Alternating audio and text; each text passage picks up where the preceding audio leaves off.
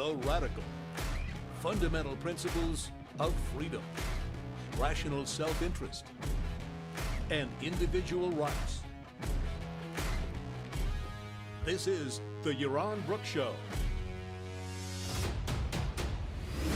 All right, everybody. Welcome to Yaron Brook Show on this Thursday. It's Thursday, July 11th. I hope everybody's having a fantastic week.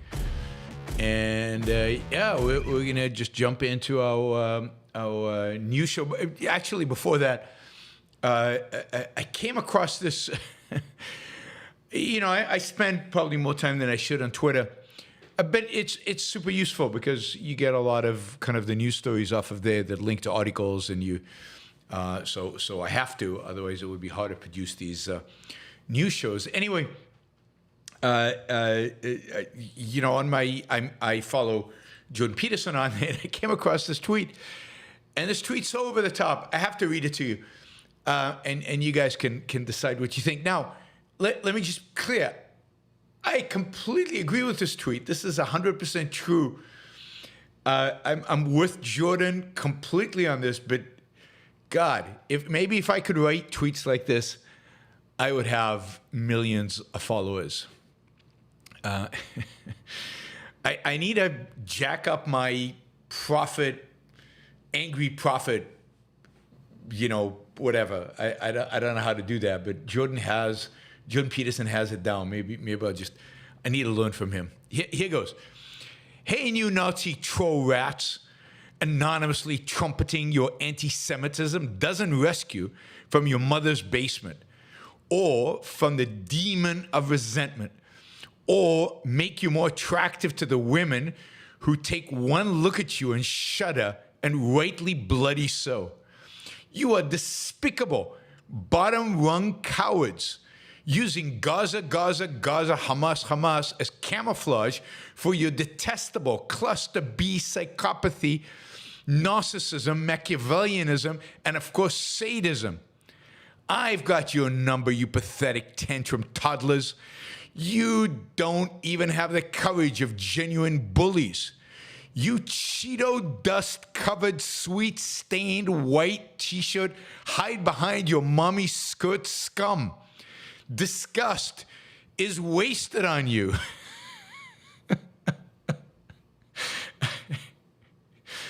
Oh my God. I mean, isn't that a classic? I don't know. I mean, imagine if I could do that to, I don't know, Scott. I mean, that would eviscerate him. I just don't have what it takes. I mean, he's just got it. And again, is there anything that I disagree with? No. I'm a little jealous. As somebody comes back to him and says, "Oh, notice the one thing they never call us are liars." So Jordan Peterson goes, and he says, "There are no bigger liars than those who believe their own lies. I don't think you do believe your own lies, even though you are obviously a liar and a despicable liar. I think instead you are voluntarily irredeemable in your smugly self-satisfied malevolence." Yeah, that's not as good as the first one. I particularly like the you Cheeto dust-covered, sweat-stained white T-shirt, hide behind your mommy's skirt scum. I just don't have it. All right, I thought you'd be entertained by that. I was entertained by that. So, all right, so like every news item these days, we start with the Biden watch.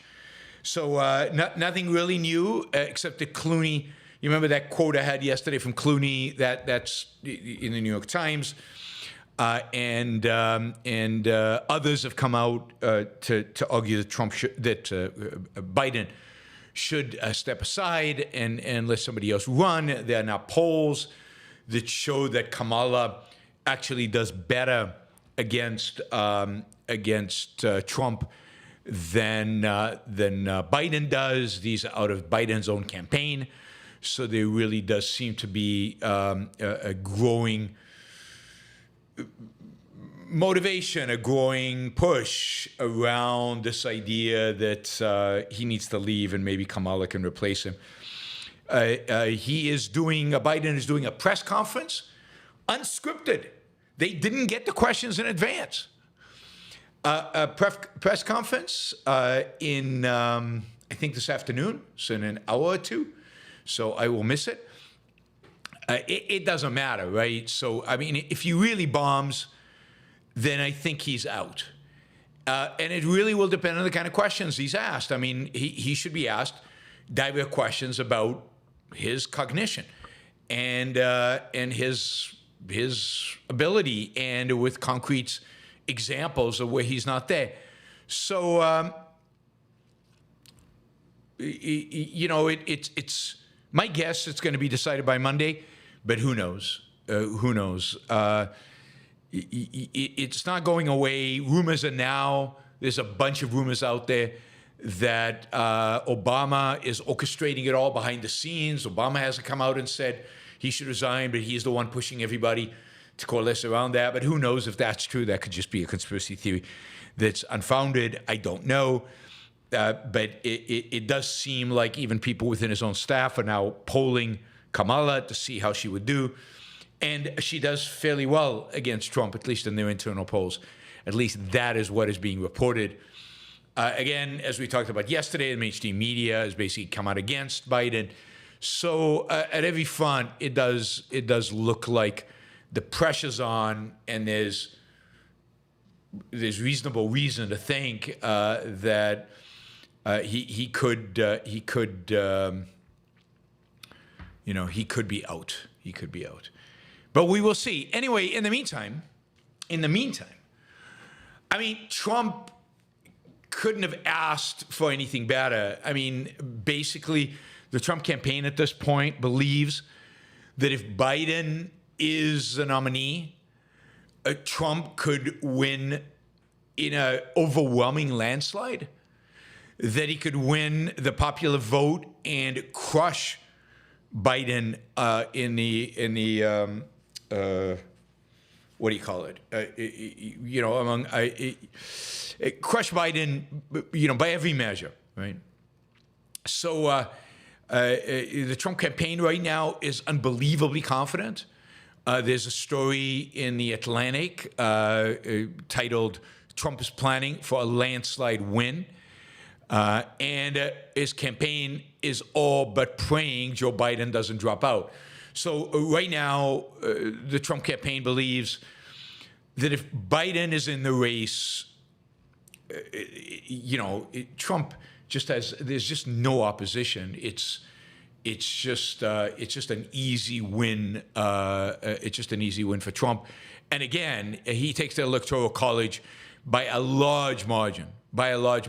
I mean, maybe even he potentially wins a lot of blue states because people are so disgusted by Biden and so discouraged by him and so convinced he cannot govern. And Trump is going to do everything he can to keep Biden in the race. Trump wants Biden in the race. The last thing Trump wants right now is for Biden to drop out. Biden to drop out requires re-gearing the campaign. It takes away the number one issue that Trump has with Biden, that he's been hammering home and done so, I think, very effectively, that he's old, that he cannot govern, that he's demented, has dementia. All of that is true, and that is the best talking point that Trump has, and he does not want that to disappear. So he is very bought into the need for Biden to stay. If Biden is replaced by Kamala even, but by anybody else. So right now, put it this way, right now, the entire presidential campaign is about Biden. It's all about Biden. Whereas in the past, it's been all about Trump. Biden was viewed as a sane, stable, boring, uninteresting candidate. And Trump was this wacky guy, and could we trust him? Couldn't we trust him? Could he be president? Couldn't he be president? And all of that stuff. How volatile is he? And all of that. And that was the whole discussion. in 16, and the vote went one way, and then in 2020, and the vote went the other way. And I think in 2016, because it wasn't just about Trump, because it was also about, well, we all really hate Hillary. Hillary's awful. Hillary's terrible. Hillary's a little fascist. That's why Trump won. As soon as Biden came in as boring, Trump was not going to win. But now, Biden's not boring anymore. Biden's, not capable of being president. Biden is, has dementia. There's no question about it. And he's just not there. So now everything's about Biden. If there's a new candidate for the Democrats, whoever it is, unless it's some complete wacko, then it becomes about Trump again, and that favors the Democrats. But at this point, look, it's 80% plus that Trump wins the election. It's 95% if Biden stays in, and it's still pretty good if Biden is off. But the only chance the Democrats have to win the White House and to save the House and the Senate is to drop Biden and replace him. Think about what happens to the House and the Senate candidates if Trump is winning overwhelmingly. Then it's likely that Republicans take the House and the Senate. And that's, in my view, a disaster. Republicans having the White House, the Senate, and the House is usually a disaster. And then certainly, I think in this case, is going to be a disaster for the U.S. So I'm hoping if Trump wins, he wins by a small margin, and that Republicans do not win both the House and the Senate, that they only win one of those. Anyway, Trump is fighting to keep Biden on the ticket, so he came out and criticized George Clooney. Here's his tweet on Truth Network, I guess. So now fake movie actor George Clooney, fake movie actor, of course, George Clooney, who never came close to making a great movie, is getting into the act. Donald Trump, the movie critic. It's just so funny. I mean, it would be funny if it wasn't sad and pathetic that this guy's going to be president of the United States again. We didn't learn the first time. He's turned, this is Trump again, he's turned on Crooked Joe like the rats they both are. What does Clooney know about anything? He uses the Democrat talking point that Biden, the worst president in the history of the United States, has saved our democracy. No. Crooked Joe was the only one who weaponized law enforcement against his political opponent, who created the most devastating inflation in the history of our country. Really? That's so counterfactual. Who embarrassed our nation in Afghanistan with your help, Donald Trump, and whose crazy open border policy has allowed millions of people to illegally pour into this country, many from prisons and mental institutions. A lie. Crooked Joe Biden didn't save our democracy. He brought our democracy to its knees. Clooney should get out of politics and go back to television. Movies never really worked for him. Anyway, Trump wants to undermine Clooney, but of course he's attacking Biden. But notice he's attacking Biden on issues, not on right now during the stretch. He's not going to attack Biden too much about his competency because he wants him to stay in the race. Then he'll attack him as competency. So as always, Trump is a great campaigner. He knows what he's doing. He knows what he needs to do in order to win. One of the interesting things, and I actually highly recommend this article in The Atlantic, which mostly is an interview with Trump's two, campaign managers, the people who are managing the campaign for Donald Trump. It's really fascinating. It gives you an insight into what they're thinking, how they came about it, how they got hired by the Trump campaign, by Trump, and what it all kind of, what the strategy has been and what the strategy is. So I highly recommend it. It's in The Atlantic. It's called Trump is Planning for a Landslide Win. I think they really are confident. They really are convinced that they are going to crush Biden if Biden stays in the race. I mean, not just win, but crush him. I told you, I think yesterday, that by some reports, New York is in play. The state of New York is in play if Biden's in the race. So, sad days for America. Sad days for America. All right, let's see. Where do we want to go from here?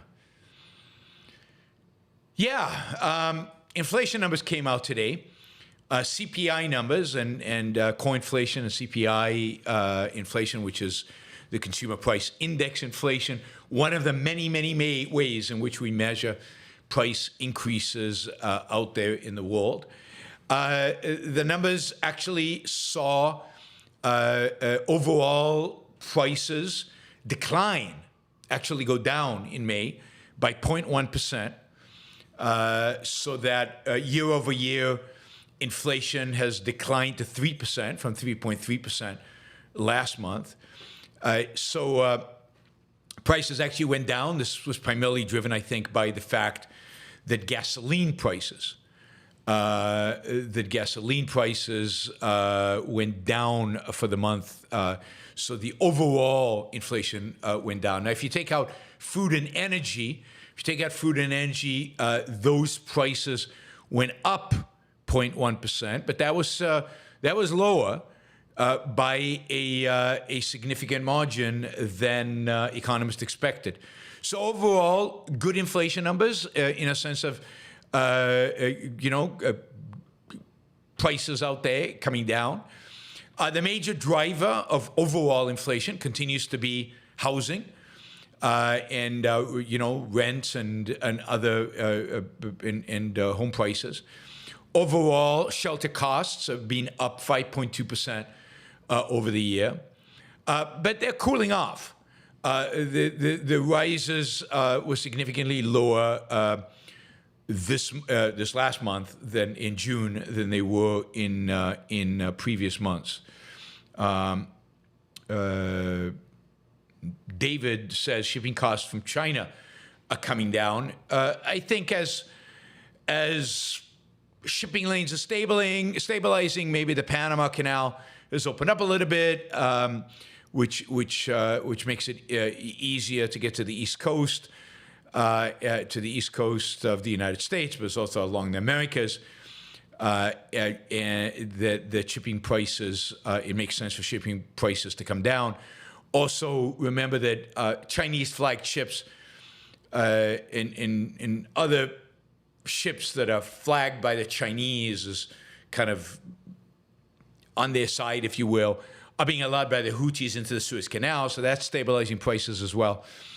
But yeah, the reality is inflation, monthly inflation is down by 0.1%. Hard to tell what impact that has on. It should have an impact on your basket of goods that you buy, particularly on the fact that prices are coming down. I think they're going to stabilize here. The Fed now, speculation is they're going to cut interest rates in the next meeting.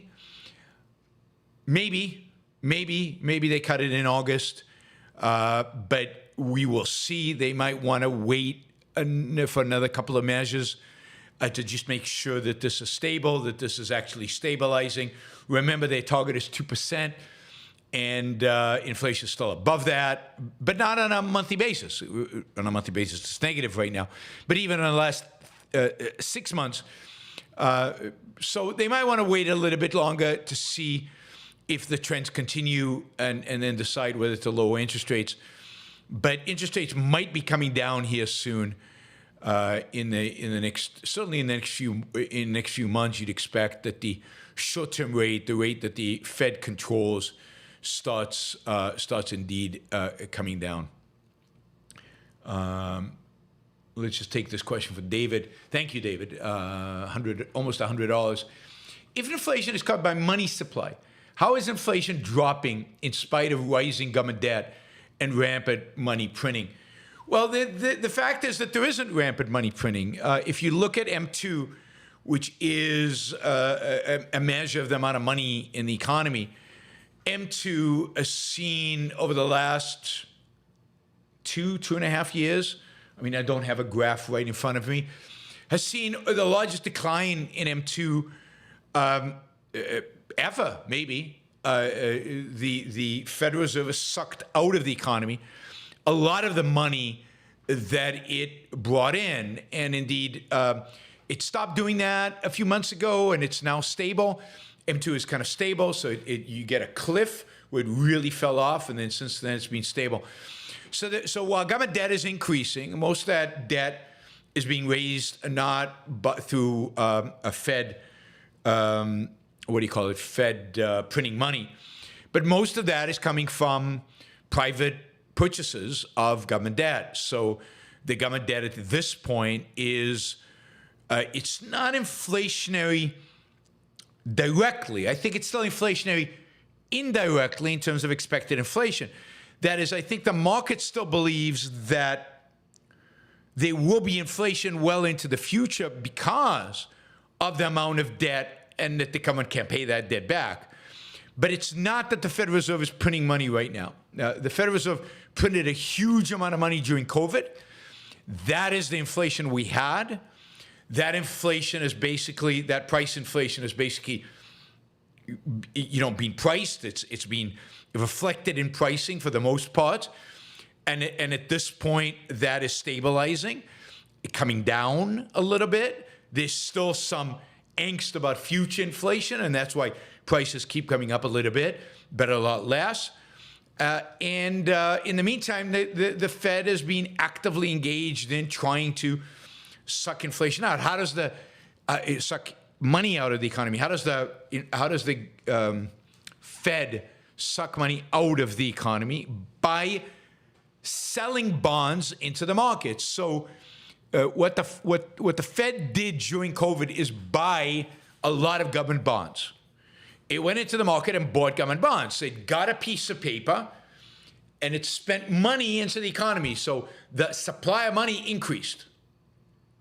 And a lot of that money landed up in the hands of individual people through those stimulus checks that we got and PPP programs and all kinds of stuff like that. Over the last 2 years, maybe not in the last few months, but generally over the last 2.5 years, the Fed has been selling those bonds back into the marketplace. And when it sells a bond, the marketplace gets a piece of paper and money flows into the Fed. So the amount of money in the economy actually shrinks. And that is, I think, that much more important than interest rates and increasing interest rates. The Fed interest rate, that is the primary way in which inflation has been reduced. It's the Fed shrinking its balance sheet, reducing the amount of assets that it has. So that's why inflation is coming down. Question 2, David says, do you still recommend investing in stocks and bonds in light of inflation plus capital gains taxes? I mean, I generally don't recommend investing in bonds a lot of money because if inflation is coming down, then interest rates will, in the short run, bonds might be a pretty good investment because inflation, if it comes down, then interest rates will come down and prices will go up of bonds.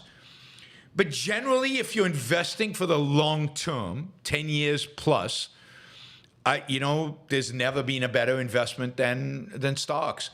Stocks are pretty resilient with regard to inflation. We've seen that over the last 6 months or so.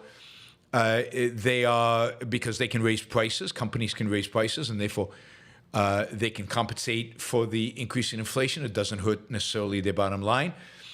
And, the productive sector within the U.S. economy seems to grow in spite of all the government programs and restrictions and problems and and everything else that happened. And that is what is manifest in the stock market. So a diversified stock portfolio is probably your best investment strategy for the long run. It's done better than gold, and it hasn't done as well as crypto, as well as Bitcoin, but Bitcoin is so volatile that I wouldn't touch it because of the volatility. Yeah, by stocks, I mean index funds or ETFs, right? I'm not talking about individual equities. I don't make those kind of advice, and I don't have opinions about individual stocks.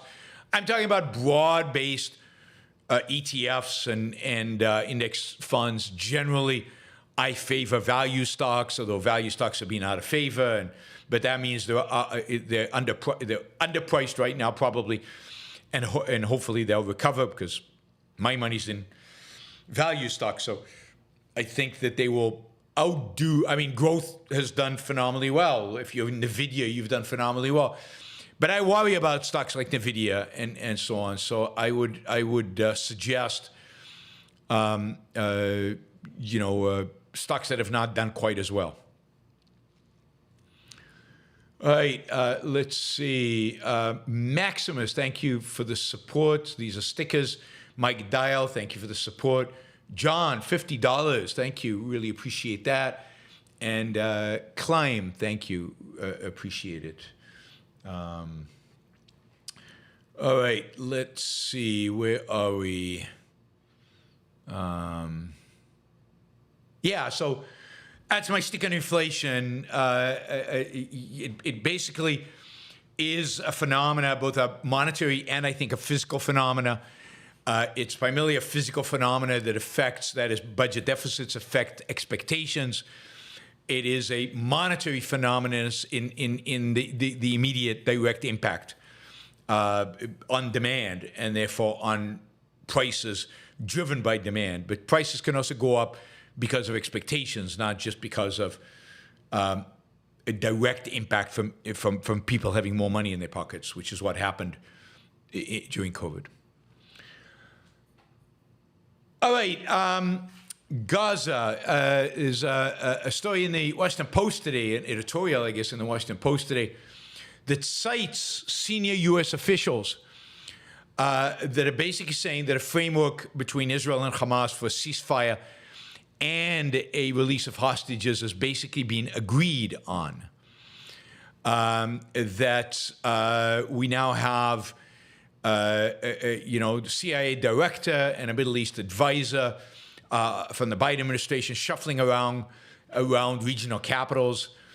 They've been doing this for 6 months, but it looks like it's really, really close. That basically the Israelis and Hamas have basically agreed on the framework. Hamas has basically given up on two of its "we'll die over this" requirements. And this has basically opened up the door for an agreement. The first requirement is that they will not have a ceasefire unless Israel agrees to a complete withdrawal and cessation and a commitment guaranteed by the United States of cessing all violence, all attacks on Hamas. Israel refused to do that, and Hamas has backed off of that demand. Second, Hamas, and this is a big one, Hamas has backed off on the demand that they will continue to control and lead the Gaza Strip after the war. That is, when Israel does withdraw, Hamas says, okay, we're willing not to be the ones who actually are in control of the Gaza Strip. Both of these, what would you call it, compromises by Hamas are clearly the result of the massive military pressure that Israel is placing on them. Basically, Hamas now is, constrained, limited. It is its leadership is deep inside their tunnel network. Their command and control structure has been devastated. The number of fighters that they have has been eviscerated. Israel has just required all civilians evacuate again from Gaza City, which means Israel is going back into Gaza City. My estimates is that they think that there are hostages and maybe some commanders in the tunnels beneath Gaza City that they did not destroy, that they did not get to the first time they went into Gaza City. In other words, Hamas is feeling under siege. Also, if you look at social media in which Palestinians are publishing pictures of Gaza, Gaza is devastated. I mean, it's really devastated. There is barely any buildings left standing. To a large extent, Gaza looks like Dresden after the Allies bombed Dresden. There's just not a lot left there. Now, not a lot of casualties, given the devastation, because Israel evacuates the people. But they haven't left people with a lot of homes to come back to. The buildings are gone. And Hamas has very few places where they can hide, where they can shield themselves. They are exposed to drones, satellite images, airplane, for aerial photography. They're exposed. And the only place they can hide is in the tunnels. And those tunnels, many of them have already been destroyed, and the rest are basically under siege by the Israelis.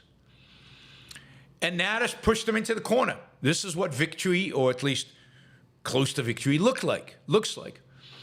Palestinian, also on social media, are starting for the first time to blame Hamas for the devastation. They're arguing that it's Hamas' fault. What did they do on October 7th? Why did they engage in this? What would they gain? What they gained was the complete destruction of Gaza. What did they hope to achieve? So Hamas is under pressure from local population, which is what you want when you approach victory, and under pressure from Israeli military. Now, in my view, this is all the reason why Israel should not cut a deal and should keep going and crush these bastards. Finish it off. Finish it off. And there's definitely been an increase in intensity over the last few days in Israeli military operations in Gaza, as I think the political leadership has realized that they are getting close to political settlement, and they want to do as much damage to Hamas before they get there. But I worry that they will still sign a deal. Part of this deal will require, it sounds like in a phase 2, it might require in phase 1 already, Israel giving up on the Philadelphia corridor, which is the area that separates Egypt from Israel. And that means more weapons smuggling into the Gaza Strip, but with some kind of guarantees from the Americans that the Egyptians will actually prevent that from happening, will actually deploy technology and troops to prevent that from happening. Go believe that. Part of it is but that phase 1 will also involve Hamas releasing all the women and children. Remember, they still hold the baby hostage. They will release 33 Israeli hostages, including all female prisoners, and I think all children, right? Israel will release, they will also release all men over 50, right? And everybody's wounded, right? So they'll release all that. Now, again, I don't know how many of these hostages are still alive. Nobody knows. But I guess we will find out soon enough. Israel would release hundreds of Palestinians from its prisons and would draw its troops from the densely populated areas towards the eastern border of Gaza. It would keep the corridor that splits the Gaza into north and south. Humanitarian aid would flow into Gaza. Hospitals would be repairs, and crews would begin clearing the rubble. Right? That is phase 1. Phase 2 would involve releasing all the male soldiers who remain as hostages. So in other words, everybody else. And Israel would agree to a permanent end of hostilities. Although here it says both sides would agree to a permanent end of hostilities. That would involve a full withdrawal of Israeli forces from Gaza. However, what would enter Gaza at this point is a U.S.-trained force of 2,500 Palestinians who would all be vetted by Israel and supposedly have already been vetted by Israel, and who come from, if you will, quote, the more moderate Palestinian Authority. Right. So this phase 2 would involve the U.S., but it will also involve this 2,500 force from the Palestinian Authority trained by the United States, and if that is the case, then Hamas is prepared to relinquish authority to the interim governance, to an interim governance arrangement. This governance arrangement could involve other Arab countries, the UAE, Egypt, maybe Qatar, who would also be involved together with these 2,500 soldiers in maintaining the peace in this new arrangement. In the meantime, in the north, Lebanon has signaled that following a Gaza truce, it would endorse a package that included withdrawal of Hezbollah forces north from the border to near the Litani River. I don't think Israel would accept anything other than on the other side of the Litani River. And would also include Israeli acceptance of border changes that Hezbollah has long demanded, and other so-called confidence-building measures to end the deadly exchange. I think the only border rearrangement that Hezbollah would ultimately go along with for true peace would be a border that does away with the state of Israel. Anyway, that has been negotiated both with Hezbollah and with the Iranian militias, and with other elements within Lebanon. And as part of this, if all this happens, Saudi Arabia has signaled that it is prepared to move forward on normalizing relations with Israel as part of all this. So this is what it looks like. This is a framework for a deal that I think is going to be hard for the Israelis to say no to. I think they should, but I think they probably won't. I think this is probably the deal that we're going to get within a few days, maybe as early as next week. A temporary and then permanent ceasefire in these two phases. Exactly what the ultimate arrangement is going to be, I think, will be determined in negotiation during phase 1. That is the final way in which phase 2 comes together will be determined in phase 1. Again, we will see. All right, I'm not sure. Somebody says Yaron will explain. I don't know what I'm supposed to explain. I haven't followed everything that's going on here. All right, what else are we doing? Yeah, not sure. All right, let's see. That is Gaza. That is Gaza.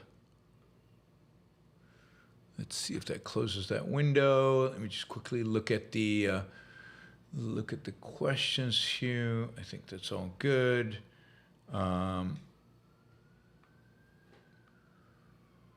Yeah, I mean, Christian says Samir Geagea, who is a Christian leader, a Maronite Christian leader within Lebanon. He's from the Lebanese Forces Party. Suggested to deploy the army along the border to Israel and take over Hezbollah's posts. Any chance this could happen, even if it means civil war or not? I mean, it would only happen if Hezbollah allowed it to happen. I mean, that's the fundamental. The fundamental is Hezbollah allowing, because in a war between Hezbollah and the Christian forces in Lebanon, Hezbollah would wipe them out. They're just not strong enough. They don't have the weapons. They're not trained. Hezbollah is a far superior military force to the Christians or to the what do you call it, Lebanese army. So the only way this could actually happen is if it was part of some kind of deal where Hezbollah agreed to move its forces north of the Litani River, and as part of the deal, the Lebanese army would actually move to the border area with Israel. That Israel would go for that, but whether Hezbollah would ever allow it is not clear, and whether anybody in Lebanon actually is willing to get into a civil war over this is hard to tell. I mean, Lebanon is such a poor country now. It has been devastated so badly. It is in such bad shape. That's the only reason, by the way, Hezbollah has not launched an all-out assault on Israel, is that it knows that the rest of Lebanese society will turn against them. The reality is that Lebanon is a country on the verge of collapse. And Hezbollah is just making things much, much, much, much worse. And most Lebanese want peace. They want Hezbollah to stop. They want peace with Israel. And that is what is preventing Hezbollah from launching a full-out war. So the Christians are, of course, the Christians have no incentive to go to war with Israel. And they are putting pressure on Hezbollah, but whether that is enough, it's hard to tell. But ultimately, the long-term goal here is the destruction of Israel, the same as Hamas. This is the danger, of course, with the deal between Hamas and Israel. Let's say Hamas gives up governance of Gaza, and a Palestinian Authority, 2,500 troops. Hamas still probably has 10,000 troops. It still has many of its tunnel systems. Is Hamas willing to give those up? Are they willing to give up their weapons? I guarantee the answer is no to that. So maybe the Palestinian Authority rules Gaza, maybe for a year, maybe for 5 years, and the Saudis and the UAEs pour gazillions of dollars in, and they build new homes, and they build new hospitals, and they modernize the Gaza Strip. And in the meantime, Hamas is in the background and in their tunnels and everywhere else, recruiting more members, training them. Maybe they have to do the training in more hiding, but training them. And in 10 years, there they are, deposing the Palestinian Authority and taking over the Gaza Strip again. What is to prevent that? The only force that can prevent that is Israel, or a real force of military presence in the Gaza Strip committed to basically destroying Hamas, whatever remnant there is in there, and to stripping them of all their weapons. I just don't see how this works. I don't see how this works. David says, can Israel defeat Hamas without Hezbollah, without a massive invasion? No. You can't win a war without a massive invasion, unless the local population. Now, so Israel has to invade, and then it also needs to cultivate the Christians and others inside Lebanon, so that they will fight against Hamas in the rear. That is, that'll reduce the need of the Israelis, let's say, to go all the way to Beirut, which is what they would otherwise need to do. What would reduce that need is the Christians and other factions, the Lebanese army, fighting Hezbollah, from within Lebanon. And you can hope for that. Israel should be working hard to make that possible. We'll find out if that's a reality, if they can actually do that or not, in the weeks to come. All right.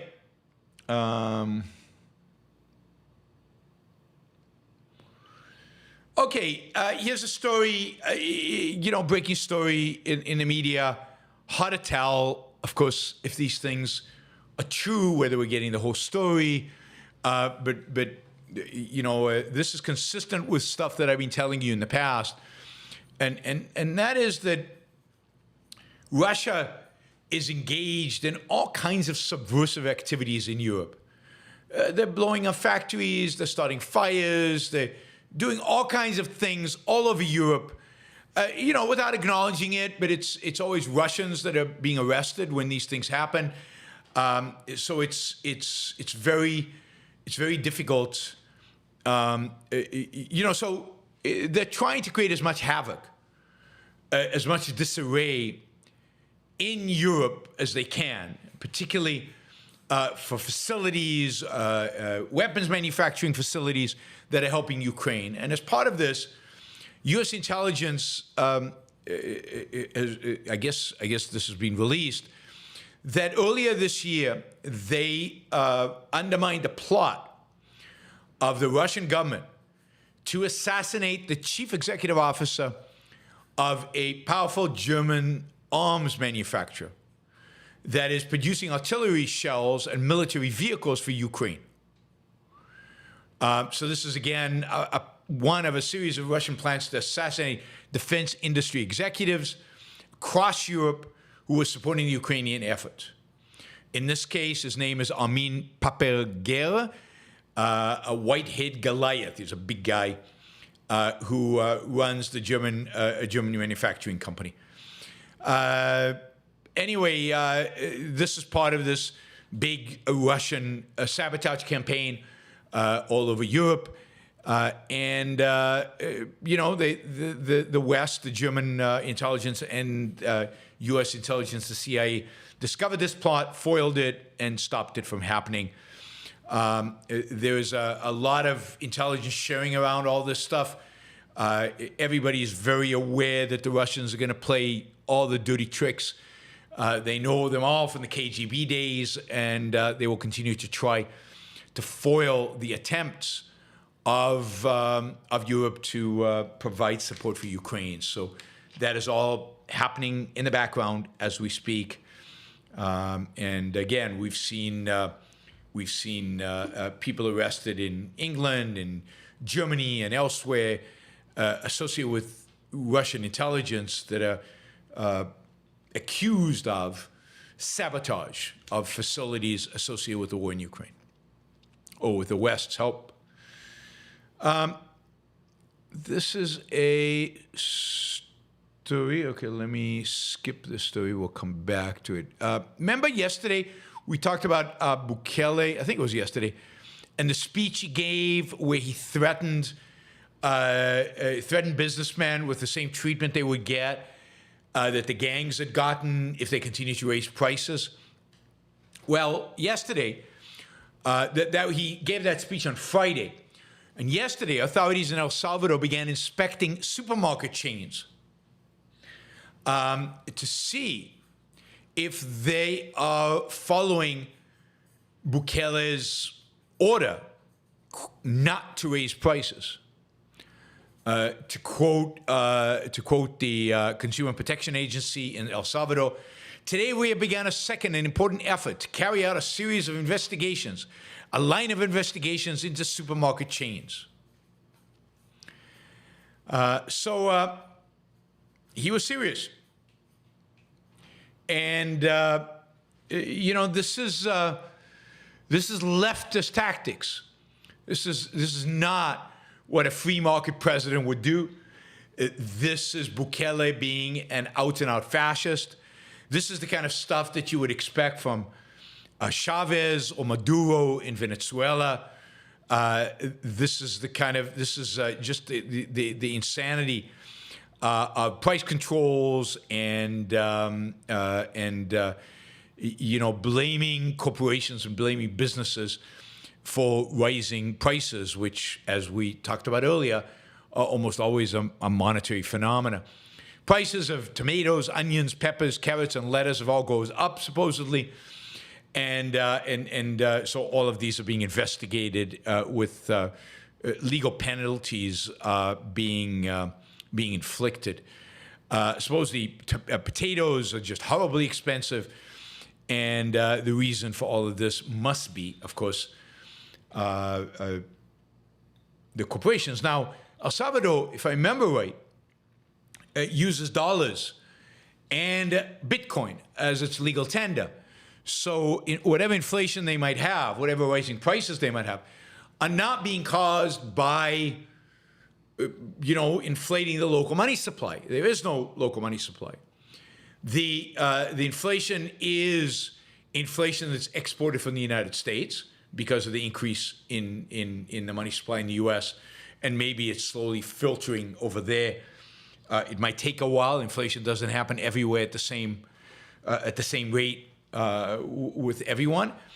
And it could be a consequence of regulations and import control and controls on farming in El Salvador, and all kinds of other government manipulations of prices that I am sure causing these prices to go up. What I can guarantee is this is not caused by some kind of great conspiracy by businessmen to bilk the El Salvadoran people of their money.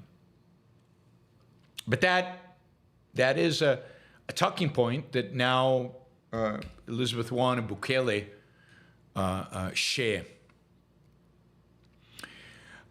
We talked about earlier that with regard to inflation, one of the areas of inflation that is staying high and which is impacting the aggregate price rises the most is rent.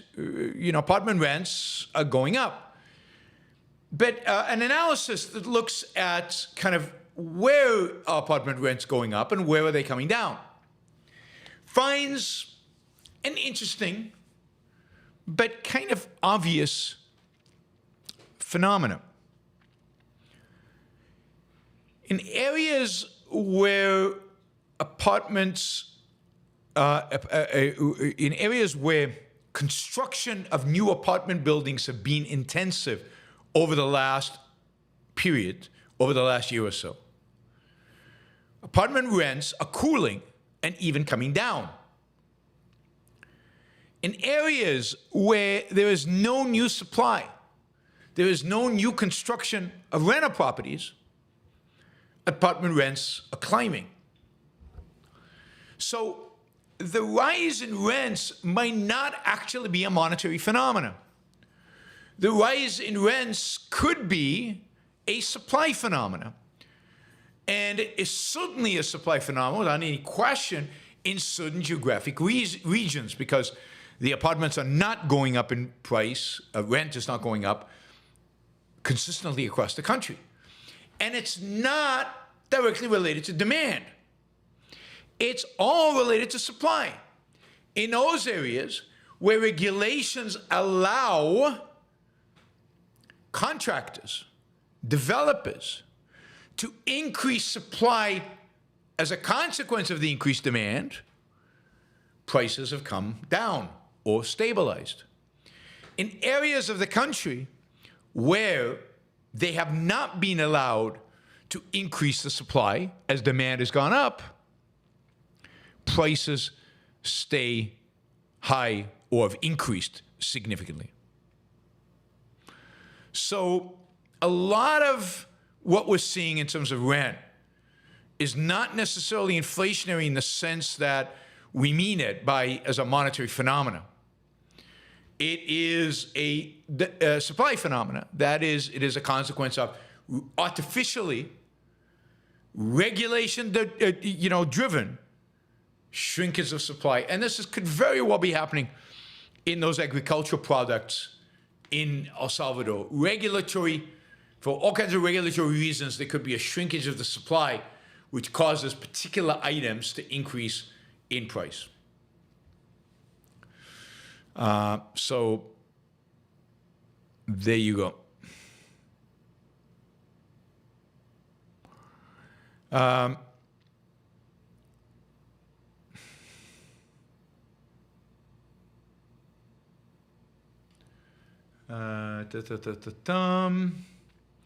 Carl Meiserbach says, the Dallas metro area leads the nation in apartment development.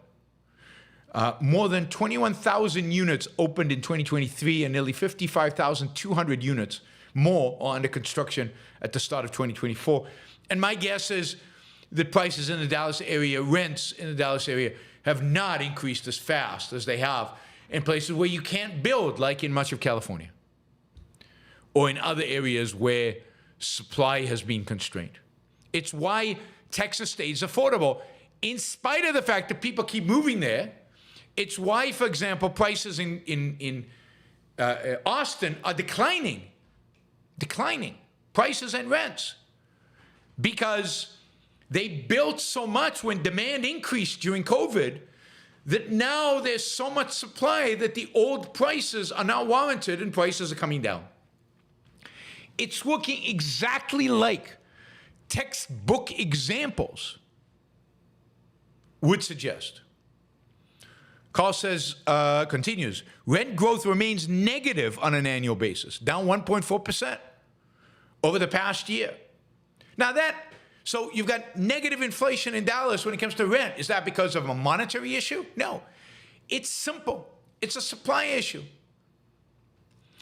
There's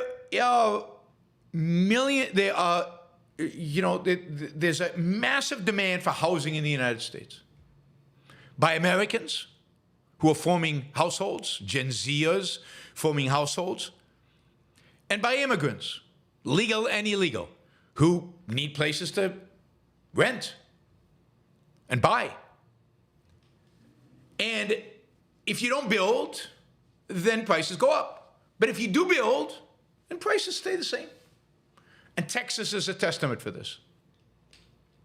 A testament for this.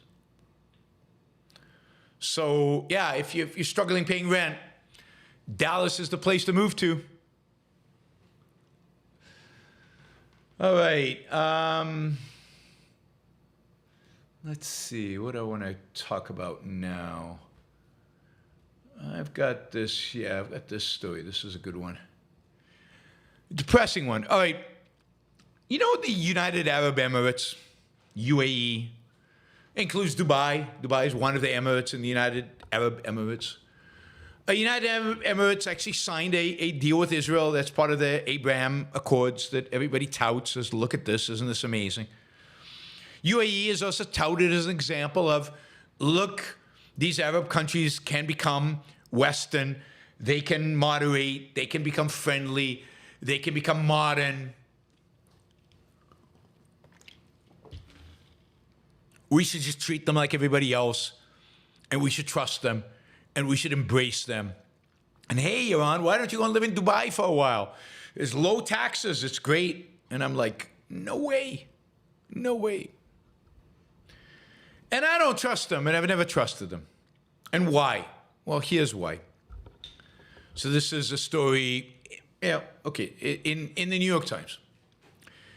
More than 80 lawyers, academics, and activists in the United Arab Emirates who had been convicted in shadowy national security trials years ago, after they had called for political reforms, had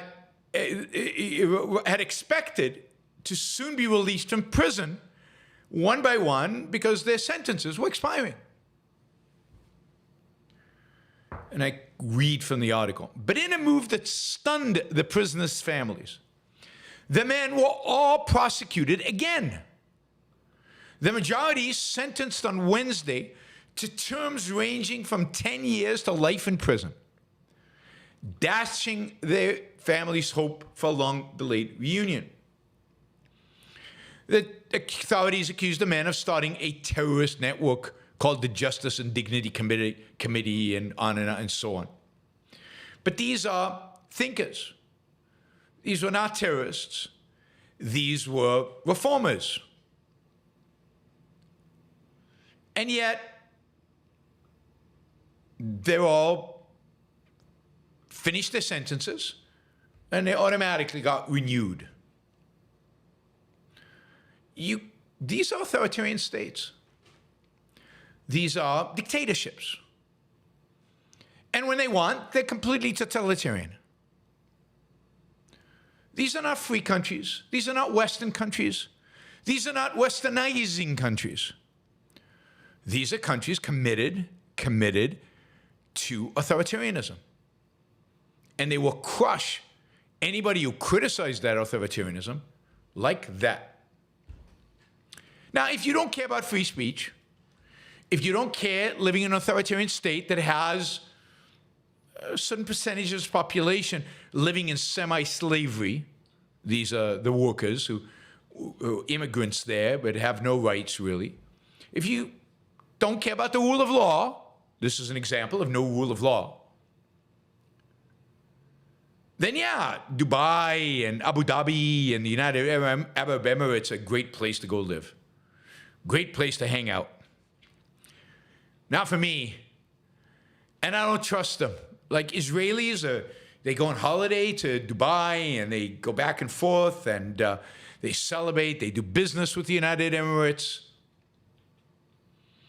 I don't trust them. I don't trust them one bit. People rave about the Abrahamic Accords. I mean, I'm happy that they were signed. It's good that these countries at least officially recognize the existence of Israel. Do I trust them? Do I believe they stick to it?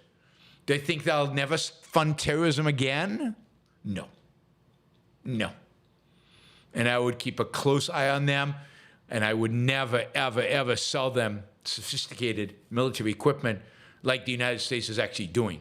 Like we're selling them some of the most sophisticated equipment we have, we're selling these people. How much confidence do we have that they're not turning around selling our state secrets to the Russians or the Chinese or to the highest bidder?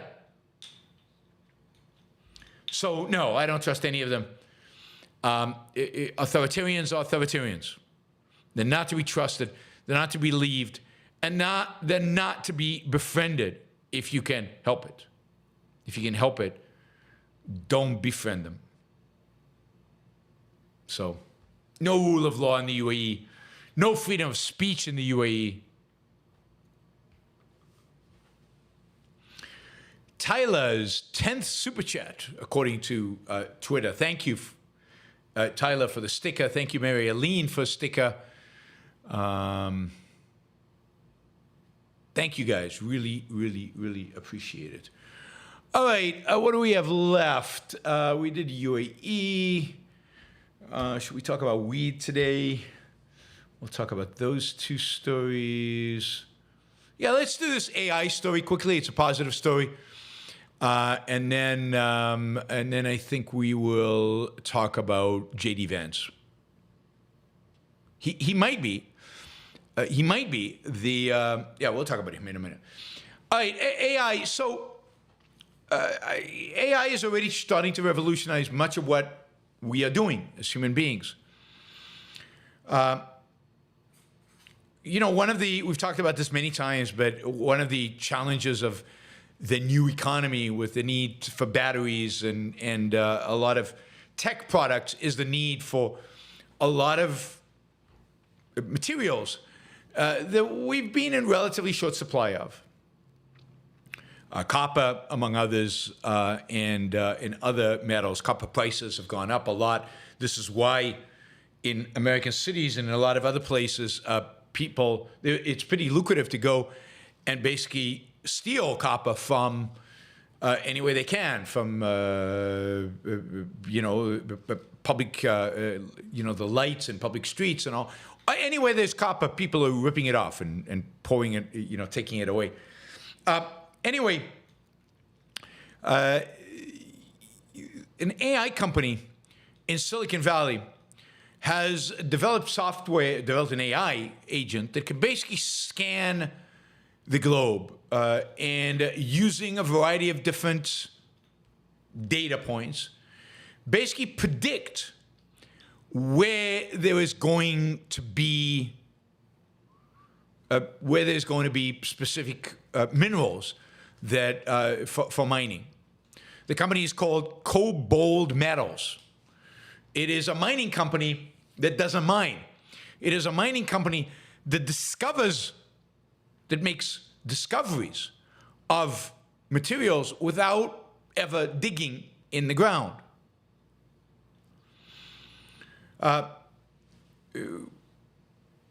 Earlier this year, this company found a mine or found a site in Zambia, in Africa, southern Africa, which is the largest find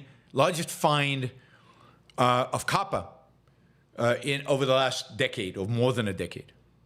It's deep in the bedrock, but the AI program, the AI tech, was managed to figure out that this was where this copper mother lode was present. Since then, they have sent people to go dig, and yes, they have verified. They have verified that the assessment that the AI tech made is absolutely true. They are now scanning other places in Africa, other places around the world for significant, again, deposits of minerals that are crucial, rare earth materials, copper, magnesium, other things that are crucial for the implications. AI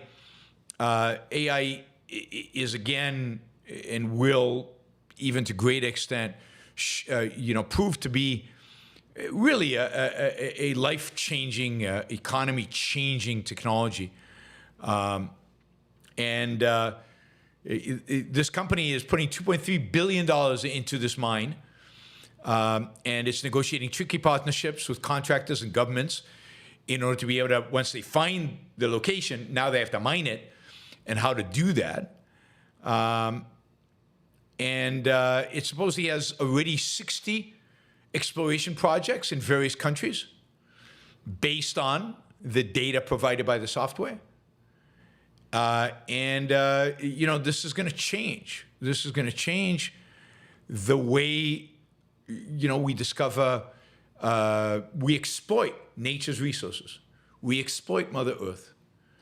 And it's going to put to shame the claims that resources are being depleted, that there's a shortage of resources.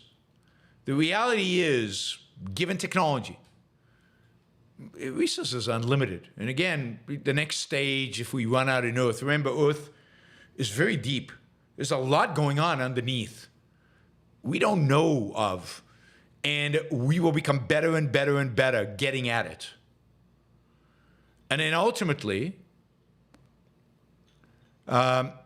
we will get better at mining asteroids and things like that. So there's no shortage of resources. That's one of the great fallacies that environmentalists and others try to perpetuate.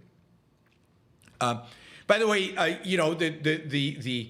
the software accumulates data from a variety of different hardware that is deployed on the spot. I don't know, sends down beams into the ground, but this AI now analyzes the response to be able to identify deep under the ground what is there, And I don't know if they're deploying this for oil. It's being deployed right now for, again, minerals like copper that are in high demand right now, and the price is through the roof. And people will need to spend a lot of money to go mine it because prices are so good. Supply and demand. Capitalism again. All right. I want to show you a couple of videos. One is really short. The other is not so short. Oops, I don't want to do that. The other is not so short. We'll see. But we can do them both if I have a sense that you guys are going to keep up financially with the number of hours that we're going. But let's do one of them. Maybe we'll delay. Maybe we'll do the other one tomorrow. This is from J.D. Vance. He gave a talk, of course, at the National Conservative Conference. J.D. Vance is rumored to be one of 3 potential candidates for the VP job. It's Vance, Boebert from North Carolina, and what's his name from Florida, the senator from Florida. And Trump can't, Rubio, thank you, Rubio. And Trump is hinting, every day he hints at somebody else. The rumor was that he doesn't like Vance because Vance has facial hair and Trump doesn't like facial hair. But then in an interview yesterday, Trump said, no, J.D. Vance's facial hair is pretty nice. It's pretty good, makes him look good. So he did not reject J.D. Vance based on facial hair. He said it made him look like a young Lincoln. That's a pretty good compliment. And then he was toying with Rubio and with Boebert. So nobody really knows. The convention is this weekend. It starts this weekend. So we will know by Sunday. We will know who is VP candidate. Tim Scott's off, from what I can tell. Scott is off. It's basically Vance, Boebert, or Rubio. But you never know with Trump. It could be that he brings back Tim Scott. I don't know. I still think it's Boebert, but the latest I read was it's not going to be Boebert because, again, everybody's speculating. Boebert's too much like Pence. Boebert might actually have integrity. Boebert might not just be a yes man who does whatever Trump wants him to do, particularly when it comes to overthrowing the Constitution. The question is Trump willing to take somebody smarter than him? It's clearly smarter than him. And who he would be setting up to run for president in the future, and that would be J.D. Vance. J.D. Vance is smart. He's much smarter than Trump, and is already proven to be quite a sophisticated politician.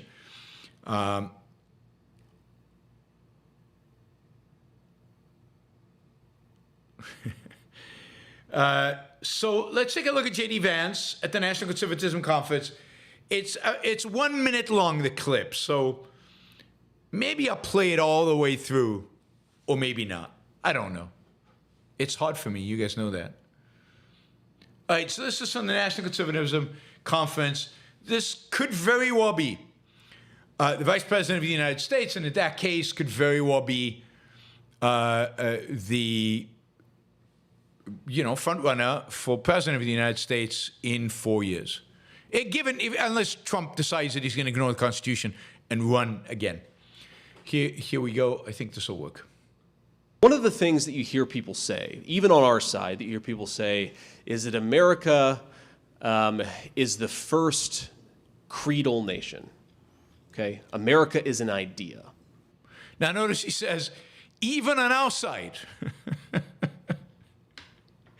I made it through, how many seconds is that? I can't tell. I can't tell how many seconds. Oh, I made it through 12 seconds. I made it through 12.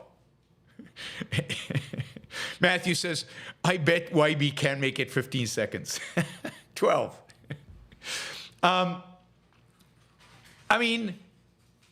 He says a creedal nation. What does that mean? It's a nation that was established on a creed. Think about what Ayn Rand said about America. Ayn Rand is the first moral nation. The first nation founded on a principle.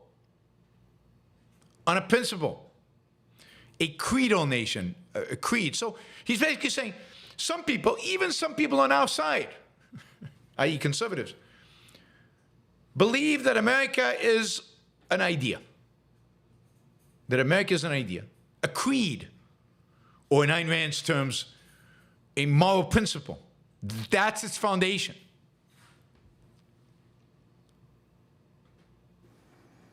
Now, America has really good ideas at the founding of our country. It was created by very brilliant men. The Constitution, of course, had this incredible influence in political theory, and that's why it has stood the test of time. Notice he won't mention the Declaration. They never do. The Declaration stands as an affront to everything they believe in. But America is not just an idea, though we were founded on great ideas. America is a nation. It is a nation. Now, why does he care that it's a nation? What does that matter that it's a nation? Because it's not about ideas, it's about... It is a group of people with a common history and a common future. So it's a group of people with a common history and a common future. That is, it's this people, the people inside America. That's America. And that, of course, is nationalism. And that, of course, is a recipe for denying people entry. Because it's this people. This is America. Those people out there, if they come, that doesn't make them America. It's just this. And it's not an idea. And if somebody embraces that idea, they don't become American. And it's not based on the individual. It's a collective. In other words, it's a way of undermining the very founding idea of the country. The very foundational idea of a country. Now, he's not quite as bad as Tucker by saying America is beautiful scenery and God. So I'll give him that. He's not, nowhere near. He's smarter than Tucker Carlson. But... And yes, thank you. They like that. They like that. Nationalism. One of the parts of that commonality as a people is that we do allow newcomers to this country, but we allow them on our terms, on the terms of the American citizens. And that's the way that we preserve the continuity of this project from 200 years past to hopefully 200 years in the future. I find that really interesting. So they think that, I think we're done. That immigrants have been the ones that have destroyed this country and led to the lack of kind of preservation of this country. How do they explain the fact that immigration was very constrained and illegal immigration was not a big deal during the 60s and 70s and 80s and 90s? And that in spite of all that, they would argue, I think justifiably, that America continued its deterioration. We kept deteriorating. And here's the thing. Ideas are what shape history, not migrants. Maybe the ideas that the migrants bring, but the migrants don't go teach in our universities, unless they were late 19th century migrants and were brought in by Harvard and Yale and so on. But the migrants that we're talking about do not go teach at our universities. Migrants don't vote. Voting percentages, even for legal migrants, is very, very low. So, is it really migrants who've shaped modern American history to make it so negative? To challenge the nature of Americanism? Or is it just ideas? Bad ideas. Bad ideas that, God forbid, but actually reality, that Americans hold. That Americans hold. I mean, Americans, that group that lives in this geographic area holds bad ideas. And it's because this group has held bad ideas that we have bad outcomes.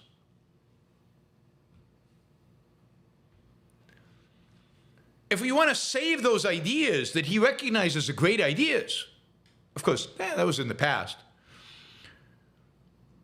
then what we need is to change the ideas of the people here. And one of the ways to do that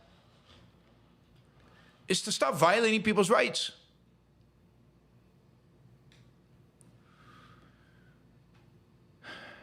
So, yeah, I mean, okay.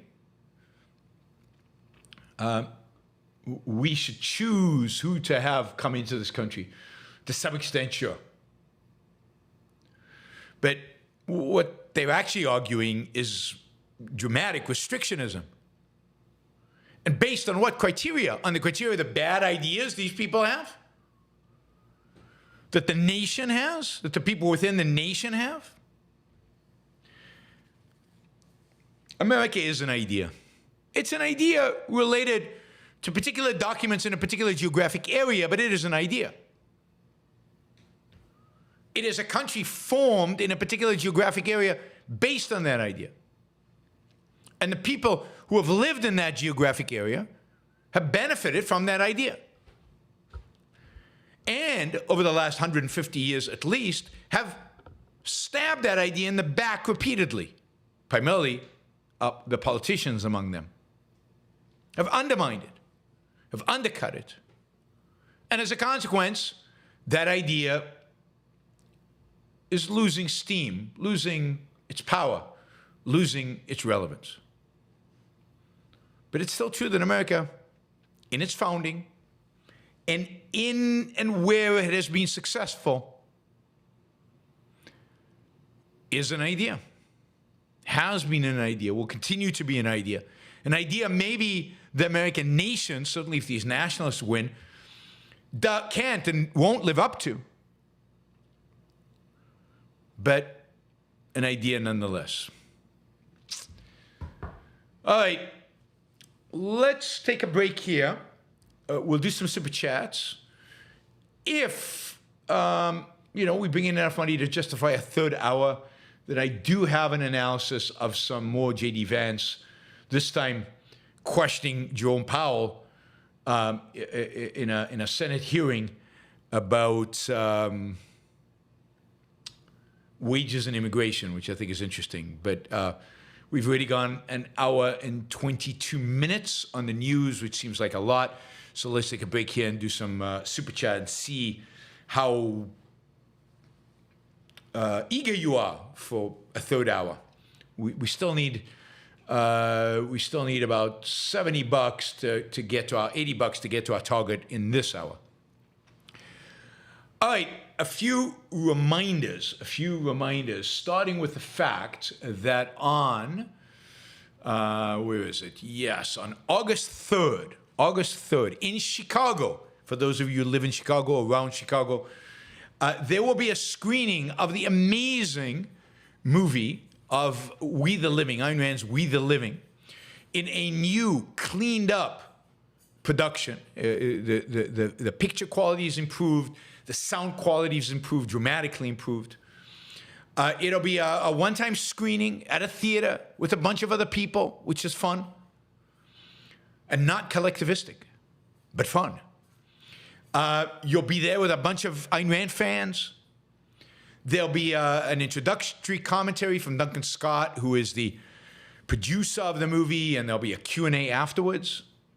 There'll also be light refreshments served prior to the screening and a reception. It's a great chance to see the best movie made of an Ayn Rand novel. It's in Italian with subtitles. It's got one of my favorite actresses, Anita Valli. She's gorgeous in it. All the acting is gorgeous. It's beautifully filmed. It's a really great movie. I think it's the only great movie made of Ayn Rand's novels. Better than The Fountainhead, in my view. I think Ayn Rand thought it was better than The Fountainhead. So come on over. Go to Chicago for the weekend and go see the movie. It's not in Blu-ray. Not sure when it'll come out in Blu-ray. But you know what? It's just a unique experience to go and see it in a theater. Now, my understanding is that this is going to be in a number of different cities. If you would like me to help promote it in your city, let me know. You can check out the schedule at wethelivingmovie.com. Wethelivingmovie.com has a schedule of where it is appearing and an opportunity to buy tickets for it. All right. Beyond that, I'll mention Alex Epstein, who is a sponsor of this show, alexepstein.substack.com. The best commentary anywhere you will find on issues of energy, fossil fuels, so-called alternative energy sources, climate change, and everything else. So I encourage you to sign up for alexepstein.substack.com. It also includes Alex AI. Well, it does include, you have to sign up in addition. It's a greater fee to be able to interact with an Alex AI. Alex AI. By the way, the Yaron AI is forthcoming with video and audio. So my voice and me doing this with my hands is coming. Don't have a timeline yet. Being worked on. All right, what else did I want to say? Yeah, the Ayn Rand Institute is the sponsor of this show. AynRand.org/start here. New semester of the Ayn Rand University starts in September. But beyond that, you can now sign up anytime and take classes anytime because of something called ARU Flex. ARU Flex. And ARU Flex allows you to take classes at ARU anytime, still have office hours, still interact with the professors, still do homework, and yet take it on your own schedule. So go sign up for ARU, AynRand.org/start here. You can find all the information you need right there. All right. Where are we? We've got a bunch of super chat. So let's do the super chat. Shazbot. He's got a quote from Blackadder. I love Blackadder. This is Blackadder III. Blackadder III is set in the 19th century, I believe. My favorite episode in Blackadder III is the one about the dictionary.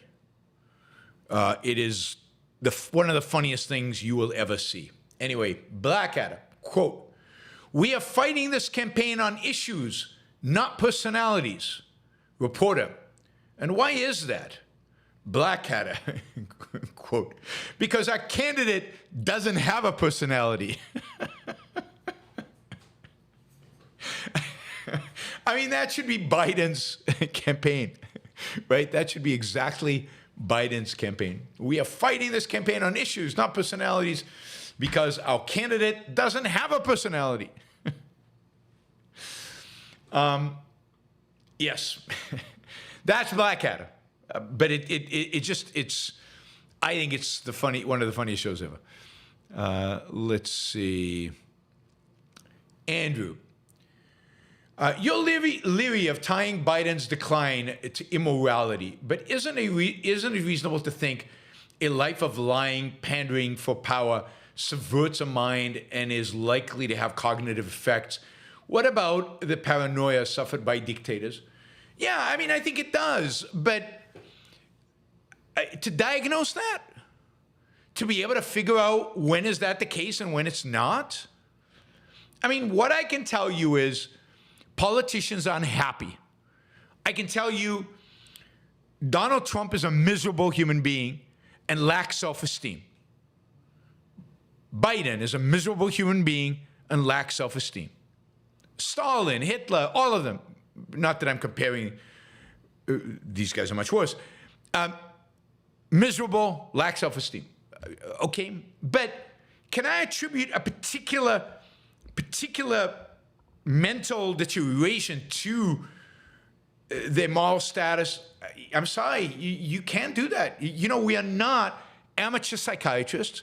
We are not in a position to diagnose somebody's illness or to somebody's, I don't know what's going on with him. I mean, the rumors have that he's got Parkinson's disease. Is Parkinson inflicted because you're immoral? But I know people who are completely moral, objectivists who got Parkinson's disease. Or is it genetic, or is it some other cause that we don't know of yet? Or is it a virus? We don't know. So you come off as rationalistic and detached from the concretes of reality if you start throwing around diagnosis of people when you don't have the knowledge, you don't know the facts. Now, I can say they're unhappy, see that in their face, see in the way they live. I can say they have no self-esteem, you see that in their behavior, in the way they carry themselves, in the way they respond to criticism. But to say that you've got dementia because you've lived an immoral life, it doesn't explain. I mean, A, you can't do that diagnosis. You don't have the tools to do it. And B, it doesn't explain all the people who get dementia who've lived completely moral lives. Now, it could be that Biden's condition is 100% because of his immorality. But I just don't know, and neither do you. So let's not pretend we know when we don't. See, this is the thing about this show. Here you get my best attempt at being objective. Maybe I'm not always, right? I make mistakes. But here we try to be objective. We try to base the diagnosis of what we see based on facts that we know, that we actually know. This is not a partisan show. This is not about pushing objectivism no matter what, and about, I could say, yes, see, this is exactly what happens to people who live a non-objectivist life. You're all going to land up like Biden. And that would be a great rah-rah talking point. But that's not what you're going to get from me. I'll say that about happiness, but I'm not going to say that about, his mental state of being, about things that I cannot prove. I don't even have evidence one way or the other for. Eric, thank you for the sticker. Bill Donaldson, thank you for the sticker. Really, really appreciate it. We're chipping away at the second hour goal. We're only $49 away from it. Catherine, thank you for all you do. Appreciate that. Thank you, Catherine. Mary Eileen, besides having a great epistemology and knowing a tremendous amount of history, how do you keep so well informed on what's happening in the world and integrate it all so well? I am both astounded and very grateful. And it's a good question for which I don't really have a great answer. I have an acute ability to integrate knowledge, I think. I think my strength is the ability to integrate. So I can look at a title, a headline in a newspaper article, and say, almost immediately, this makes sense or doesn't make sense. Or immediately it's connecting to everything else that I know, and that can't be true. Or, oh yeah, that makes complete sense, go like that. So I can, I can integrate information in ways that very few people do, and it always surprises me because I'm always surprised that you can't see that. So we once did this exercise at the Institute where we opened up the new, I think it was Wall Street Journal front page, and I asked people, what do you have to say about this story, just based on the headline? What do you have anything to say about these? And almost all of them didn't. But I could look at it, and I had something to say about it, every single one of them. Every single one of them somehow was connected and integrated. I could integrate them very, very fast. It's something to do with the psychoepistemology, the connection between the subconscious and the conscious. It's something to do with how I've trained my mind over many, many decades to integrate information and not to hold them in compartments, but to connect them. It's something I probably started when I was a kid. It's not something I just did as an adult, is my guess. I was trained under people like Leonard Peikoff and Harry Binswanger, but Leonard in particular. But remember that was at a relatively older age. That was when I was in my 30s and 40s, right? So my guess is it happened before that, at least that capacity. When I was a kid, there was no internet, and there was almost no TV. There was no real TV. And there were no computers. And there were no phones and no iPads. I would read encyclopedias. I'd read novels. I'd read adventure stories. I'd read a lot of those. But I would also just read encyclopedias. We used to have this subscription for encyclopedia. And I would literally just pull one out and start reading.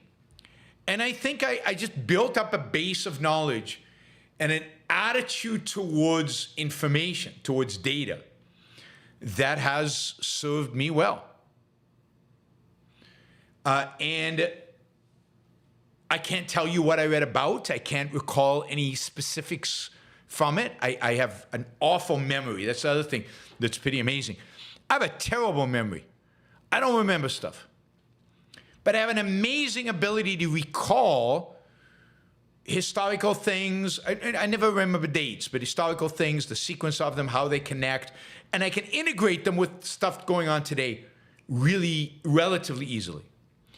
And it's the skill that makes me who I am as an intellectual. It's what, it's my unique thing that I add, right? And I'm glad I landed up where I am, because it would have been, if I'd stayed a civil engineer, it would have been mostly wasted. If I'd stayed a finance professor, it mostly would have been wasted. But here, it fits perfectly into what I do, and you guys value it, and you guys allow me to make a living exploiting, taking advantage of this skill that I have. The best at that, by the way, the best person out there at integration, at seeing the connections, but he does it at the deeper level than I do, is Leonard Peikoff. Leonard Peikoff's a really master at it. And the only other person I know who does it really, really, really well is Onkar Ghate. Onkar is really good at that. Right? Onkar has this also base of knowledge and this amazing ability to integrate, and again, does it deeper than me in a sense that he knows a lot more about philosophy than I do. Leonard is the best. I mean, doing a Q&A with Leonard is amazing, because he can come in and give you, immediately understand what the question is about, what the fundamentals are, what the core philosophical issues are, integrated with stuff, and then I can come in and kind of fill in the blanks of certain concretes.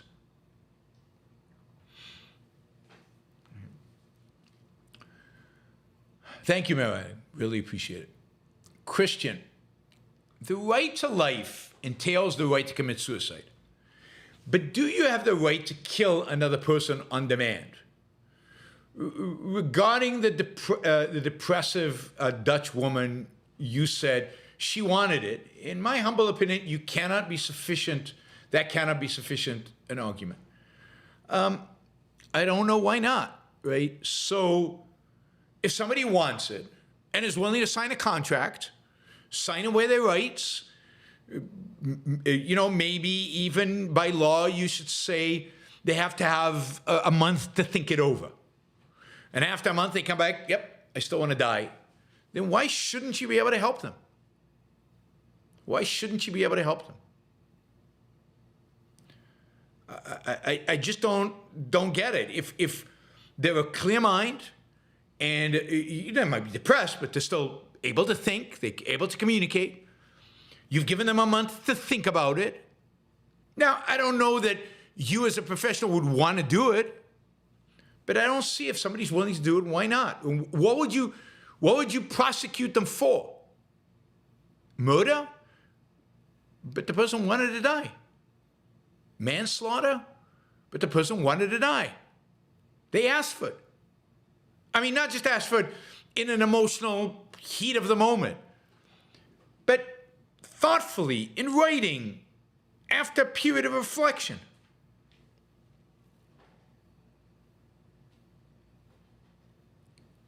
I mean, what is the standard for denying somebody that wish? And they're willing to pay me to do it. What's the standard by which? What rights am I violating by killing them?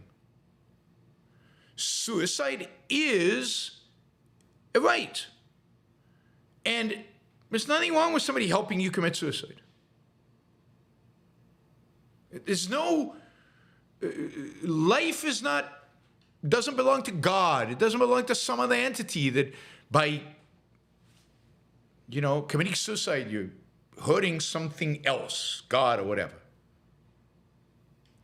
So I just don't see what the issue is, on what basis you could say. And again, I'm curious, Christian, what basis would you give for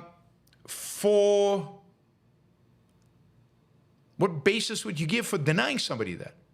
Or what basis would you give for in the law for going after somebody for doing it?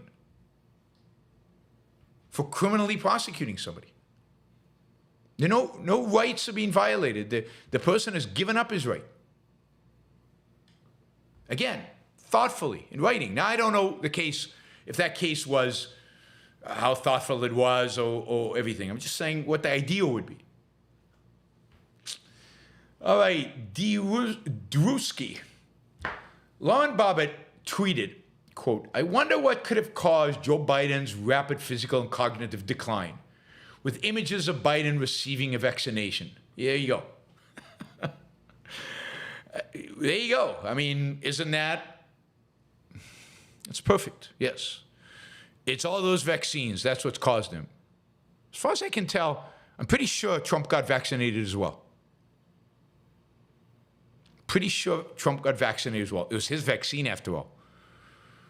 So I got vaccinated. I got 3 shots? I think I got 3 shots. Here I am. Heart is doing great. Mind is doing great. Muscles are doing good. Vaccines didn't hurt me. Must have been lucky. Must have been lucky. Craziness. This is the Republican Party. This is who you should fight with. This is your big, your big tent. Lauren Boebert. Kabuta, thank you. $55. Really appreciate it. Let's see. All right. Based on Ayn Rand's comments on sex, it would be a surprise to learn that it had any connection with reproduction. Isn't it kind of obvious that the root of this is biological and monogamy exists to secure the supportive environment for the offspring? No. None of that is obvious. None of that is obvious, primarily because most of human history, we haven't had monogamy. Most of human history, we've had various forms of polygamy. So why would you assume that that biology dictates monogamy? It doesn't. And if it did, then human beings would be monogamous from the beginning of time. And yet most civilizations have not been monogamous.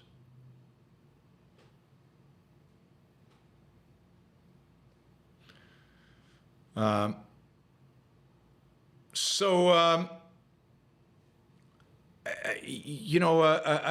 don't know, where this idea that monogamy is somehow encoded in us, or monogamy is somehow something that biology is dictating to us. It isn't. And here's the thing. We are a being of reason. We are a being that has now, in a sense, been disconnected from regular biological evolution. I know that's a pretty radical statement, right?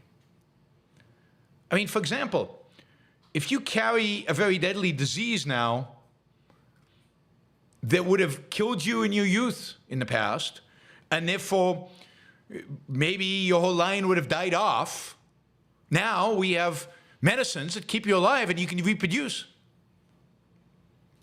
So, if you were born with, I don't know, let's say some mental problem that makes your intelligence very low, and you or physically very weak or whatever, and you can't survive, you would die off, and with you whatever genes you had.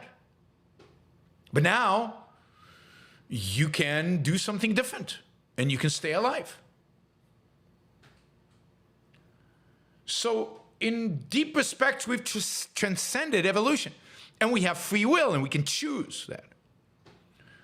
So free will makes it possible to us to think of sex completely and utterly independent of reproduction. Yes, sex exists from a biological perspective for the purpose of reproduction.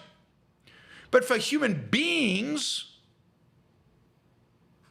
who don't need to reproduce in order to survive, in order to live, in order to be happy, we can divorce sex from reproduction. And we need to. Reproduction should be a choice. And then when you make the choice to reproduce, yes, sex is involved. But sex for the purpose of reproduction is often, I don't know if you've ever seen those movies where, a couple is trying to have a baby. So the woman is like monitoring when is she ovulating. And it's like, you know, she's got this thermometer or whatever. It's now, it's now. We have to have sex now. In the next 15 minutes is the sweet spot for getting pregnant. How good do you think that sex is? Not particularly. I mean, sex is great when it's an act of passion and love. It has nothing to do with reproduction.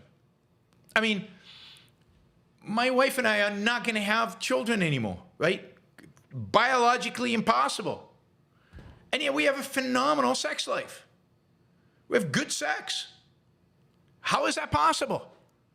If biology wanted to deny sex its primary function, which is pleasure, it would have made it impossible to have sex once having babies was impossible. Right? And if biology had programmed me to have sex for the purpose of having children, I would be constantly craving and desiring, and you know, I don't think I could withstand it, going after young women who could get pregnant. And I'm not, and I don't. So there's something about human beings, that overrides this particular question in biology. We have rewritten the programming. And that's what makes us human. Our capacity to write our own programming, to rewrite the function of things that in the animal kingdom are obvious, but we overwrite it.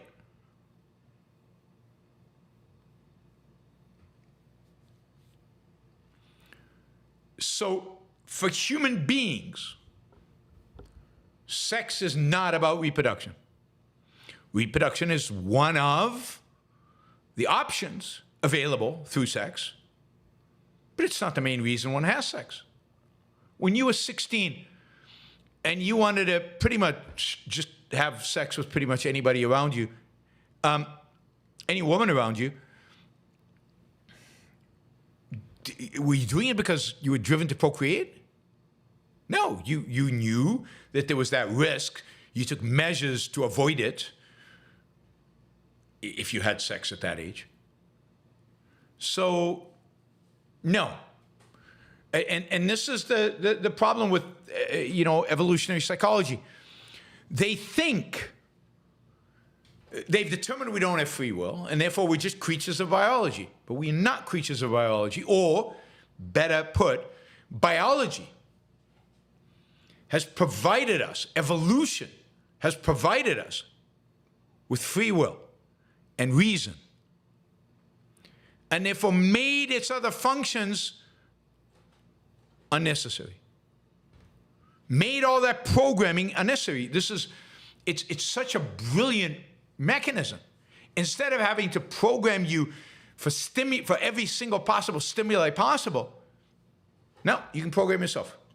We'll provide you with the basic hardware, you program yourself. That's pretty amazing. How it happened evolutionarily wise, I have no idea. Nobody does.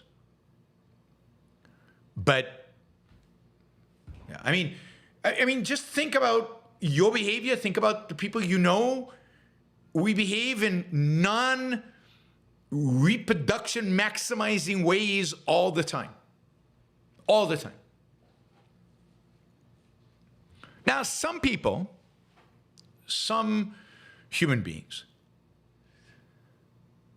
have not achieved a complete use of reason.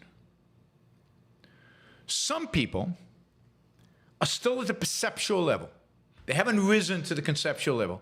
They haven't risen to the point of deploying their reason fully in pursuit of their life, in pursuit of their values, in pursuit of what's important. They haven't chosen values. They haven't really made choices about what kind of life they want to lead.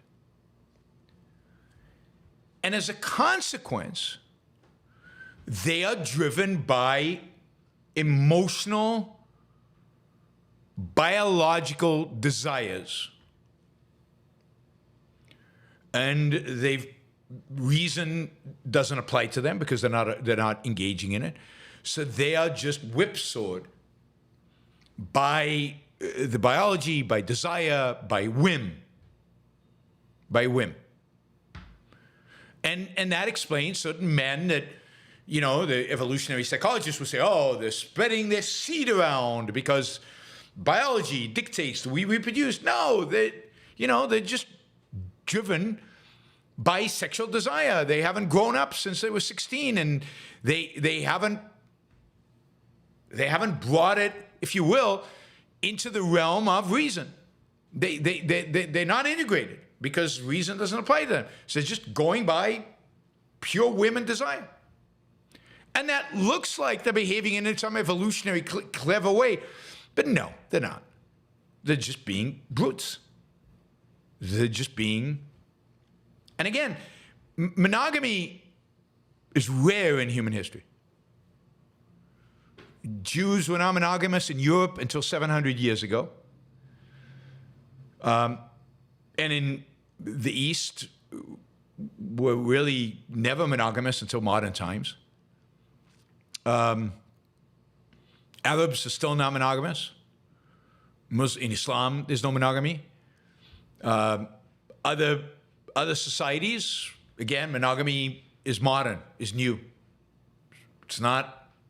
Doesn't exist in history.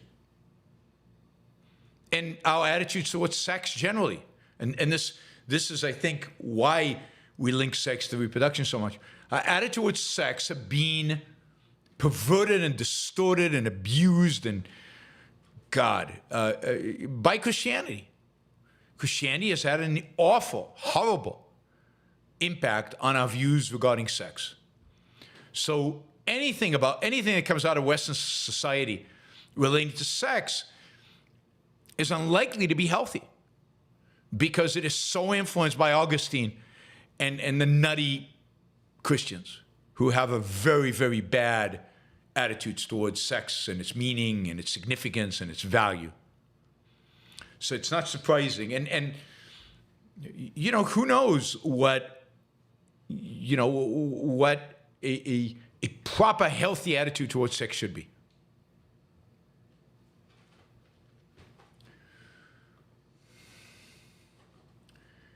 Andrew, the Vance clip conveys an arrogant, exclusive attitude towards outsiders. It's our nation, and we let you come based not on your ideas of liberty, but being like us.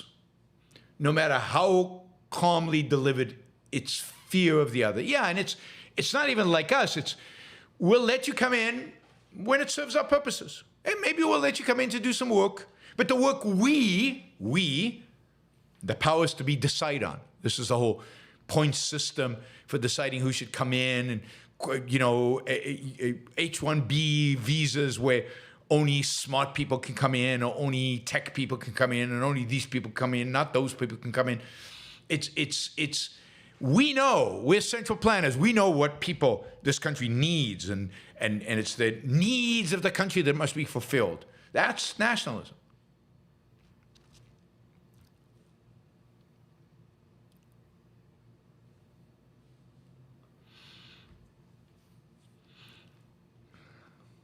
Mary Eileen, people with dementia may enjoy life beyond when they could commit suicide. Why can they sign a contract that when they can't pass specific physical cognitive tests, they wish to be euthanized? Keeps loved ones out of jail.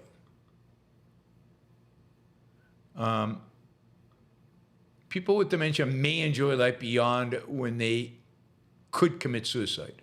Yes. I think they should be able to sign a contract like that. The problem is that I don't think that contract would be valid in the world in which we live today. I don't know what all the rules for euthanasia are. As I get older, I become more curious about it and will investigate it more closely. But I certainly would like to be able to sign a contract that says, when my cognition has gone, euthanize me, please. And God, I mean, you'd be doing me such a favor. So I'm not sure, again, it's not my rights you're violating. What about the person who's brain dead and he needs to be disconnected from the machine, or a million things like that? It's very similar. I'm basically brain dead. Disconnect me, please, from the machine.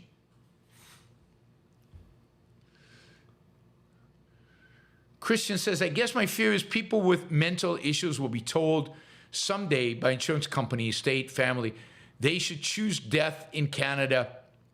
In Canada, a woman was proposed that instead of a new wheelchair. I mean, look, there's always potential to abuse the system. I'm not arguing that the system is foolproof, that it'll never be abused, that bad things will never happen under the system. It's just not realistic to try to build a system like that. It just is not possible. But what do I care about? I want a system where good people can live the kind of life and die the kind of death that they want to. And I'm not going to build a system that protects every person with mental issues from being abused. It's just not possible. I'm trying to build a system for the people who are healthy and who know what they want and who, it's like I always say, capitalism is the best system in the world for good people.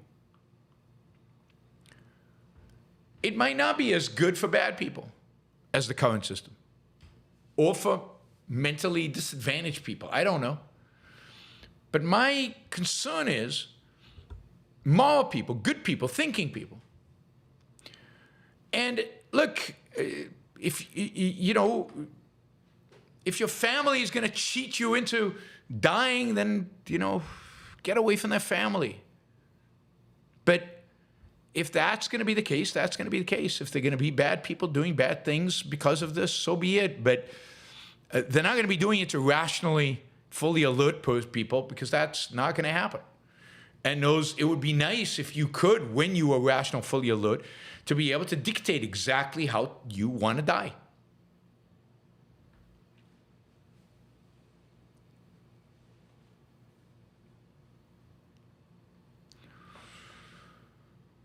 So I can't eliminate your fear because I don't think you can build a system that will ever be risk-free in terms of that kind of fear. All right, we have a few questions left. So if you want to ask a question, if you want to help me get to a goal, then now is the time to act, either with a sticker or with a question.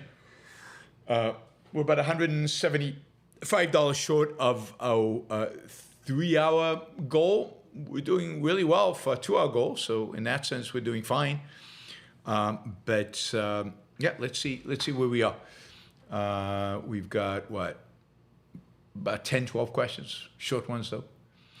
Michael, does Biden's inner circle know they're going to lose and just don't care? They want to hold on to power for as long as humanly possible. I think it's hard to admit you're wrong. I think, there was a poll today, I think it was on the front page of the Washington Post. Trump and Biden are even, which I don't think anybody believes. But there's a poll, and they'll latch onto that and say, no, we can still win this. Yes, he'll probably have to give up his presidency at some point to Kamala, but we'll beat Trump. That's what's important. We'll beat Trump. And I think they convince themselves. They rationalize it. They distort and pervert, all in the name of staying on as long as they can. But they latch onto any piece of pseudo-evidence that they can. Friend Harper, guest idea. Alex Epstein, it would be a good way to showcase his potential value. Also from July 5th show, Best Thing Hank was the burger guy. It was best friend Hank. Where is best friend Hank? He hasn't been around for like a long, long, long time. So yes, I've got multiple hoppers and multiple friends. So there's best friend Hank, there's friend Hopper, there's Hopper. There's no friend.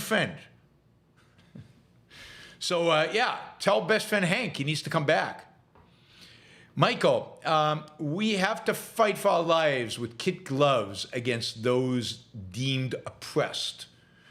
Yes, it's very hard to fight against the people who are oppressed because altruism demand that we don't, quote, hurt them. Jennifer, can you talk about the difference between asking for euthanasia and voluntarily signing away your rights and becoming a slave? Yes, I mean, asking for euthanasia is a very specific request. It's when I lose the capacity to be human. Oh, well, it's two different things. Asking for euthanasia right now.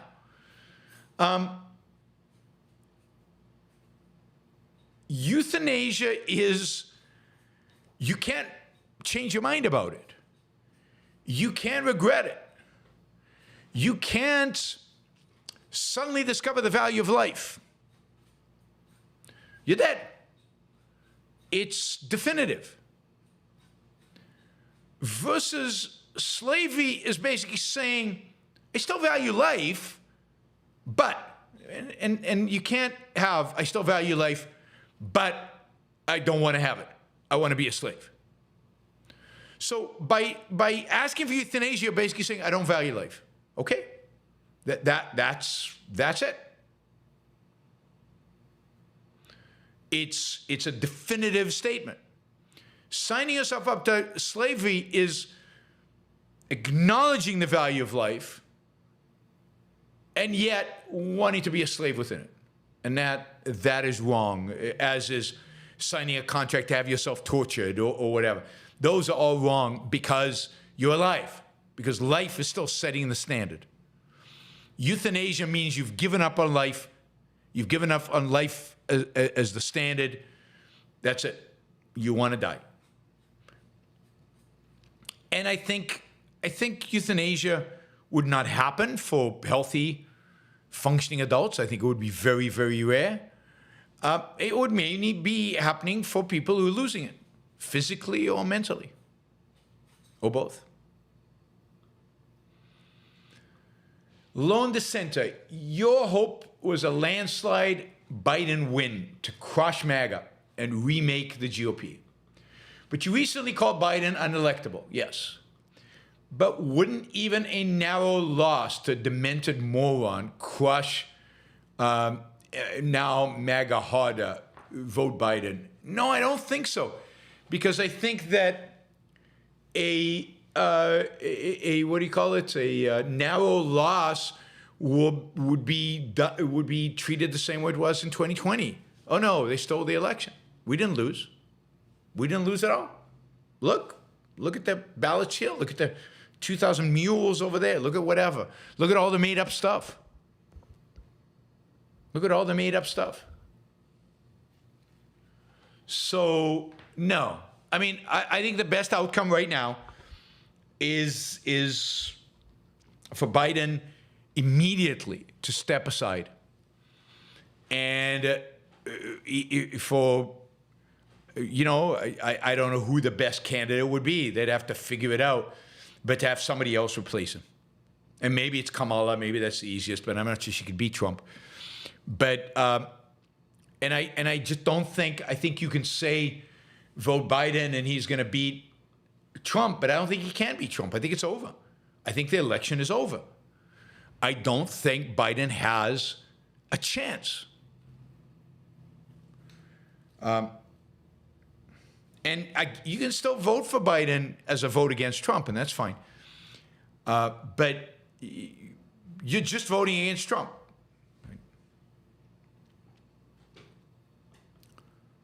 Yeah, I mean, it's a protest vote. I'm not against voting for Biden, not against voting for Trump. But realize what you're doing. It's just a protest vote. You're not going to win, unfortunately. Apollo Zeus, favorite objectivist virtue?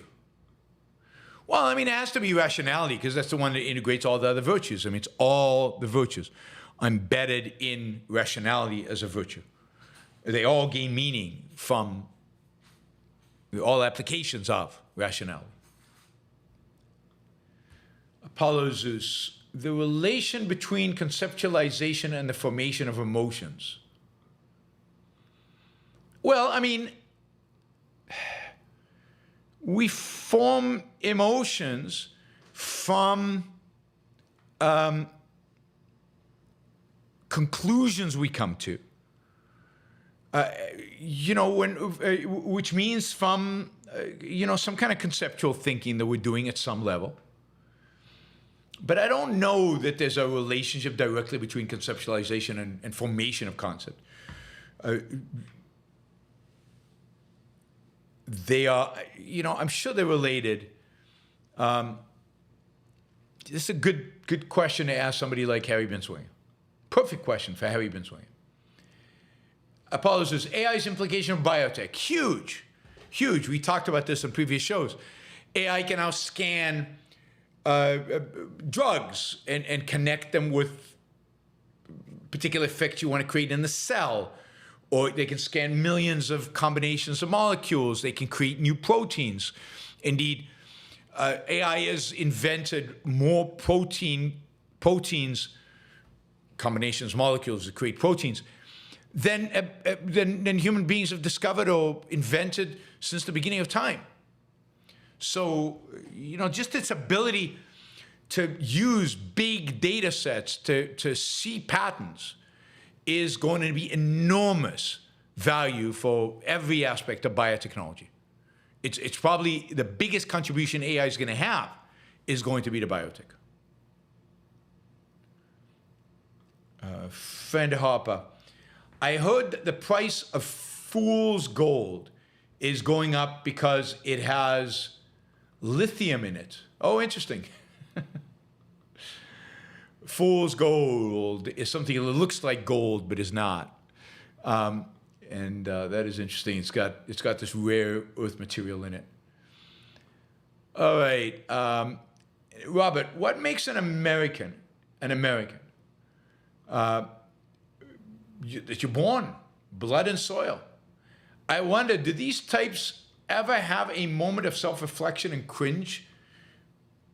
J.D. Vance probably does. But what makes an American is being born here, unless you're born to an illegal immigrant, and then you shouldn't be an American. That's in the new Republican plank, and all these people are holding on to it. So,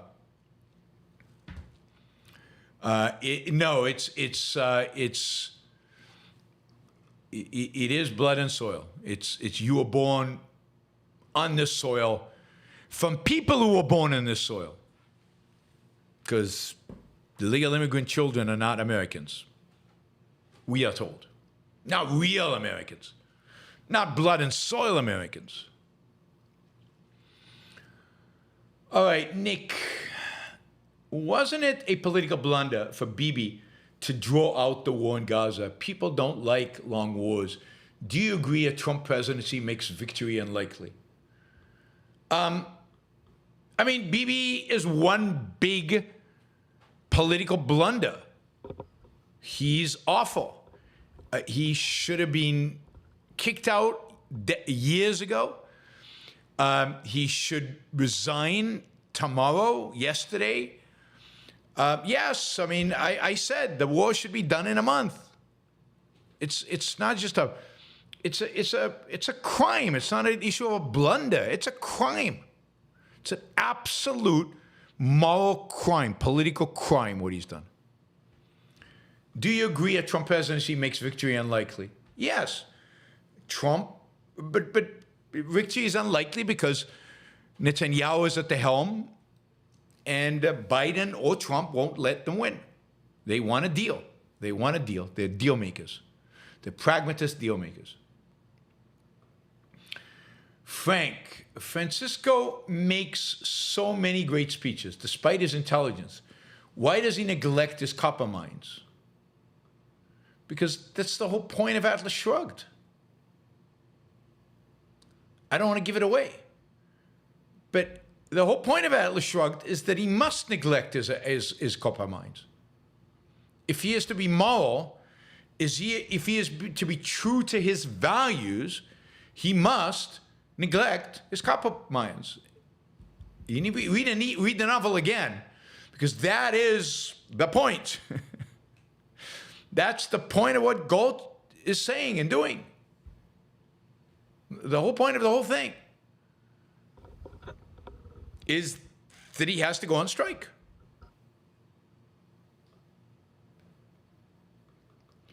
Frank says, if you love Westerns, go see Horizon. I plan to see Horizon. I hear it's a flop commercially. Very few people want to see it in the theaters. So it's coming out on streaming soon. I think it's going to be on Cinemax. So I'm planning to see it when it comes on Cinemax. And I hope it's successful enough so that he completes it, because it's one in a series of 4 movies. And if we only get 2 of the 4, he's made 2 of them already. If we only get 2 of the 4, that'll be very disappointing. I hate stories that end in the middle. So I'm hoping that he gets to complete all 4 of them. All right. Thank you guys. Really, really appreciate it. We did pretty well today. Let's see. Tomorrow, we'll do the show at 2. I will show you this video of Vance tomorrow. So we'll cover that tomorrow. It'll be at 2 p.m. East Coast time. It will be usual time. What else do I need to tell you before tomorrow? Oh, there is going to be a members-only show on Sunday. I'm going to set it up soon. And I'm not sure the topic yet. Somebody suggested I do it on the United Nations. The history of it, the morality of it, all the issues related to it. If you guys have ideas, different ideas, if you'd like it to be on something else, please let me know and send me an email, yaron@yaronbrookshow.com. Capitalist Guy says, can you review, critique the NatCon event? But I did that yesterday. I did a bunch on the NatCon. And I'm feeling kind of it's repetitive, right? How to start a business. I don't know how to start a business. I mean, that is what kind of business. You have to be more specific than how to start a business. So send me emails with suggestions of what you want as a topic, right? What you want as a topic. Yaron@Yaron Brook Show. Yaron@Yaron Brook Show. All right, everybody. I will see you tomorrow at 2 p.m. Thank you for all the super chatters. Thank you for all the stickers. Thank you for all the questions. You guys have been great. And I did start a framing business. I did. At that level, you want to how to start a business? Buy a store, we can do that. If that's the topic you want for a members only show, we can do that. But you're not a member, Americans. You need to become a member so you can actually listen to the show. You can become a member right now for $4.99, right there. Just press on the Become a Member button. All right, guys. I will see you tomorrow. Mervyn says to become a member. The rest of you should become members or gift memberships or do whatever's necessary. And don't forget to subscribe on Patreon and yaronbrookshow.com/membership. I will see you all tomorrow. Bye. Where's the button?